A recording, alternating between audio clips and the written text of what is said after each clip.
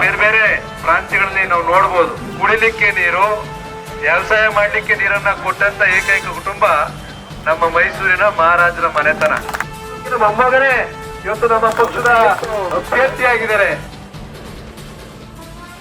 ಪ್ರಧಾನಮಂತ್ರಿ ಅವರ ಅಪೇಕ್ಷೆ ಹಾಗೂ ಆಶೀರ್ವಾದದಿಂದ ಈ ಸ್ಪರ್ಧೆಗೆ ಬಂದಿದ್ದೀನಿ. ವ್ಯವಸ್ಥೆಯಲ್ಲಿ ನಿಮ್ಮೆಲ್ಲರ ಮನೆ ಮಗ ಆಗಿ ಕೆಲಸ ಆಗೋದು ನನ್ನ ಸೌಭಾಗ್ಯ ಆಗುತ್ತೆ. ಅದಕ್ಕಾಗಿ ನಾವೆಲ್ಲರೂ ಕೈ ಜೋಡಿಸೋಣ ಹೇಳ್ತಾ ಮತ್ತೊಮ್ಮೆ ನಿಮ್ಮೆಲ್ಲರಿಗೂ ನನ್ನ ಕೃತಜ್ಞತೆಗಳನ್ನು ಸಲ್ಲಿಸುತ್ತಾ ಜೈ ಹಿಂದ್ ಜೈ ಕರ್ನಾಟಕ.